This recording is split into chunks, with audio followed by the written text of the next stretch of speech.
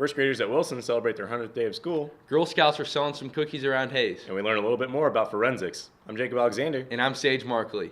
These stories and more on this edition of 4 at 9 News.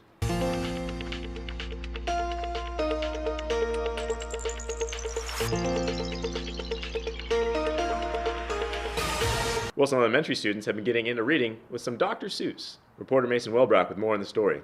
Here at Wilson Elementary School, the first grade class had a chance to participate in Dr. Seuss Week. To learn more about what this week was, I had a chance to sit down with student teacher Abby Rodriguez and some students.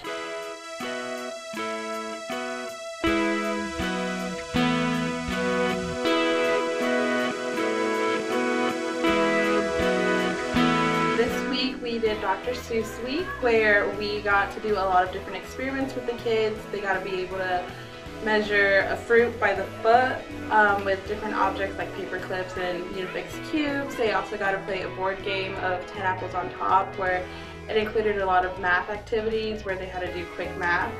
The purpose of this week was mostly to help the kids be able to learn to love reading, and Dr. Seuss is a great way for them to be able to learn this. So throughout the week we just read a whole bunch of different Dr. Seuss books where they were able to just be able to find rhyming words and be able to pick out different animals that don't really exist, but they had a lot of fun with it, and I enjoyed being with them this week.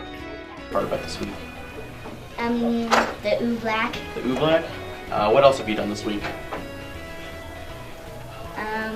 We got the chapters on goldfish, and we got to eat them. And what have you learned this week? In the movie Thorax, it has palm trees, and there's more than just palm trees.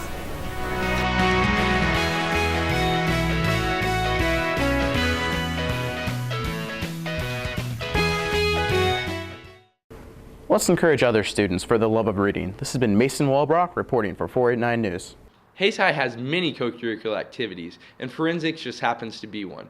Reporters Jeremy Claude and Mason Potter spoke with Miss Fenwick and students about the class. Hi, I'm Mason Potter. And I'm Jeremy Claude. And today we're at Hayes High with the forensics team finding a little bit more out about forensics. Hi, my name is Tana. Hi, my name is Elias. My name is Joe Factor. Hi, my name is Lucian Taylor. Hi, my name is Jordan Cabrera. My name is Eric Worstrom. My name is Aaron Muirhead. My name is Brittany Park. This is my second year in forensics, and I'm qualified in humorous solo. This is my second year of forensics, and I have never qualified for state. And I perform poetry and informative speaking. This is my first year of forensics, and I haven't really done anything yet or competed. And this is my first year of forensics. This is my second year in forensics, and I have qualified in extemp last year and IDA and impromptu this year. I'm a junior, and this is my third year of doing forensics. This is my second year in forensics. I do impromptu, IDA, oration, and extemp, and I have qualified in IDA and impromptu. Hi, I'm Cody Fenwick, and I am the forensics teacher and the coach. And I'm at Hayes High. This is my first year at Hayes High. I'm in forensics because I love it, and I'm teaching the class. I enjoy the kids. You've asked a couple questions about what forensics is, and it is competitive speech and drama.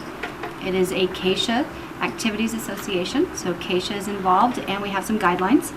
We have tournaments that we go to during the weekends on Saturdays and during school days. There's a few. We compete in 10 different events, and out of those 10 different events, there's 4 different categories. There's a draw event where you have to draw different topics, and then you have a certain time requirement to create a piece spontaneously and then go perform a speech. Another event is the create an original oration, where you have an informative or a persuasive speech. The third one would be a reading interpretation of prose or poetry, of a published copyrighted material.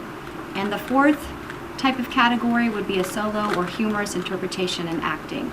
You can also do that as a duet.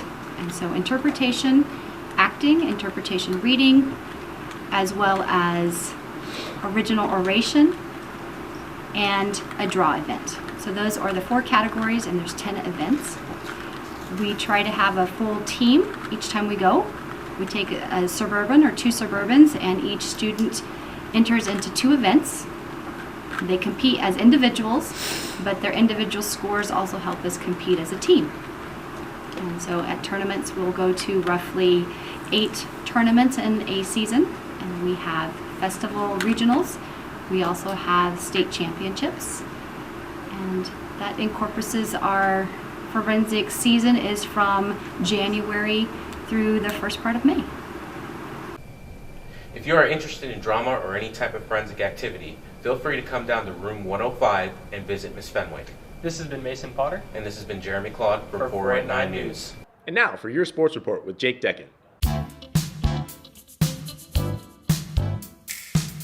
As the weather starts to warm up, winter sports come to a close. Boys basketball finished off their season at regionals with a loss to Bueller in the first round. The score is 44-38 and went into overtime. The guys end their season 13-8. Congratulations to Shane Barons for making first team All-WAC and Clay Kyles for making second team All-WAC.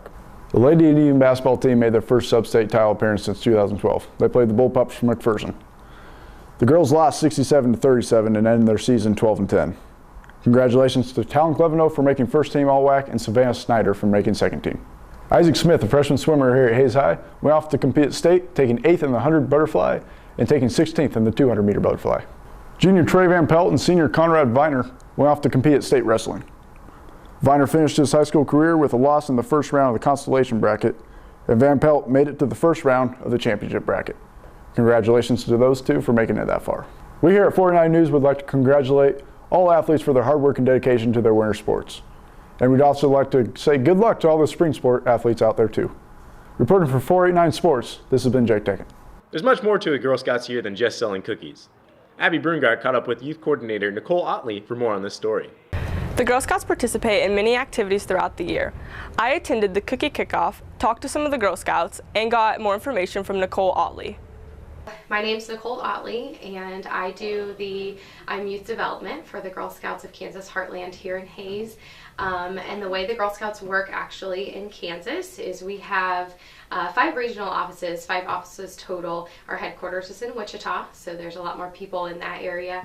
But then I cover 22 counties of our 81 that we have total.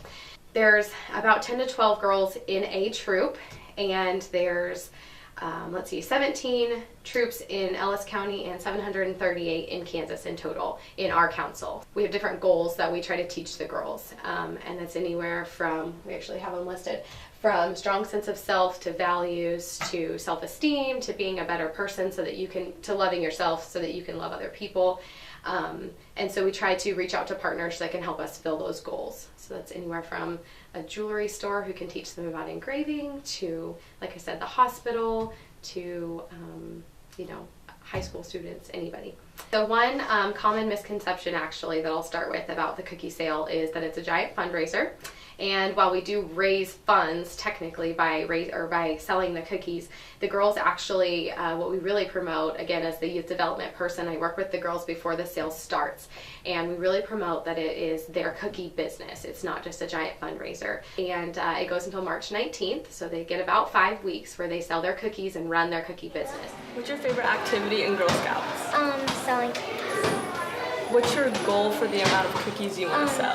1,000 or at least 500, and 500 is to go spend the day at a Salina Zoo, and 1,000 is spend the night at Great Wolf Lodge. How long have you been in Girl Scouts? For about 9 months. I just started this year. Okay, what's your favorite part about being in Girl Scouts? I really like it because you get to do fun facts. Okay, thank you. How long have you been in Girl Scouts? I've been in Girl Scouts since 1st grade. How long do you plan on staying in the program? Well, actually with Girl Scouts, you can buy a lifetime membership. So my troop leader is buying me and the other 2 people in my troop a lifetime membership. So we will be in till we die. Okay, so what kind of activities have you done in Girl Scouts? We do various activities from a mall lock-in, which is where all the girls come to the Hayes Mall, and we stay there from 9 p.m. to 5 a.m. And I help run the music, I help set up, tear down. It's not unusual for us not to get home until 8 a.m. that day and arrive at 4 p.m. the day before. We also sell Girl Scout cookies, and we have camps and other things that the younger girls can attend. Okay, thank you. If you see a Girl Scout, make sure to stop and ask them about buying some cookies. We would also like to wish the Girl Scouts the best of luck on reaching their cookie sale goals. Reporting for 489 News, I'm Abby Brungart. For anyone that wants to buy some Girl Scout cookies, you can still buy them all the way up until March 26th. Now on to the next story. Second graders from Wilson Elementary School visited Via Christi to spread some love and joy to some senior citizens. Abby Ballman has more on the story. This year, Mrs. Sage's second graders from Wilson Elementary had the opportunity to read and visit with the residents here at Via Christi Nursing Home. I had the chance to get information from a couple of the students and Mrs. Sage herself. Here's more on the story. Okay. I'm Mrs. Sage. I teach second grade at Wilson Elementary School, and each month I bring my second grade class to Via Christi. Each time we come, we make a card for the kids, working on those social skills and kindness and those kind of things. We also read, which helps us with our fluency and excitement and voice and those different things we can practice with our buddies when we come. And then we always do some kind of a craft or play game. We work on math skills, reading skills, following directions skills, all those different kinds of things when we come.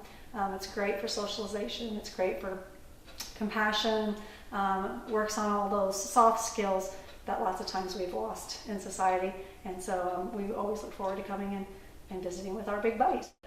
So we have been reading to old people, and we've also made a card in school for them. I read the Bandstand Bears book to them, and my friend I'm Blake, going to read The Boy Who Hated Valentine's Day.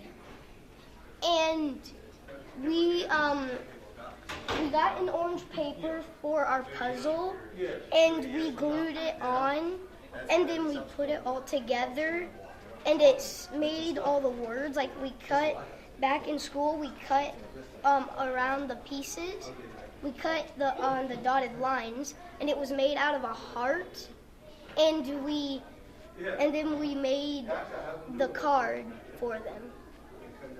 It was fun pretty much because we basically read stories to them, and they like it, and it's pretty much we do it for fun. And then sometimes they're sick, so we just send it. Usually we go here when we used to have like the flu or something. Basically, we usually are here. February is just one of the many months that Mrs. Sage and her class go to visit Via Christi. Reporting for 489 News, I'm Abby Ballman. First graders at Wilson celebrated their 100th day at school with various activities. Reporter Jake Deckent has more on this story. January 31st marked the 100th day of school for first graders at Wilson Elementary. We stopped by to see what's happening.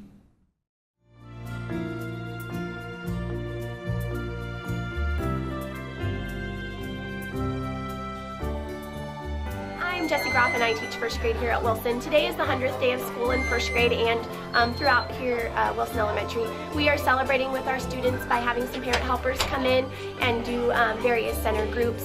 They're doing little booklets that talk about 100 things that they would want, 100 what they're going to look like when they're 100 years old. They're using objects to count in groups of 10, counting by 5s, 10s, 2s, and just using various math skills as well as reading and literacy skills to celebrate our 100th day of school here at Wilson.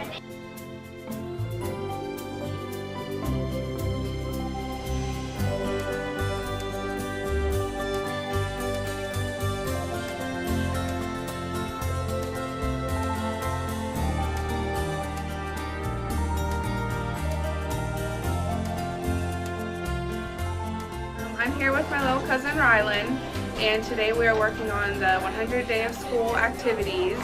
And so we're doing activities like how many licks does it take to get to the middle of a lollipop, and if they can blow 100 bubbles. And they're doing scavenger hunts and little snack packs with 100 different little snack pieces in it. Just working on their little workbooks and all about 100 days of school. Today we had to blow bubbles and try and do 100 of them. And then we had to lick 100 licks of lollipops and see how much we got. And then we had to go on a scavenger hunt and find stuff.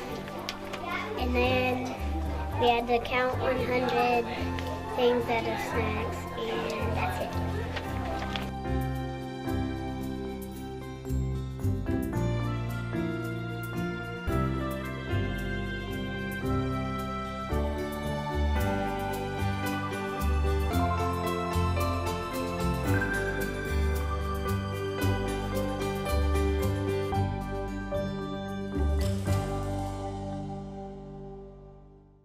A 100 days has come and gone, but students can still find fun and enjoyment in the days to come.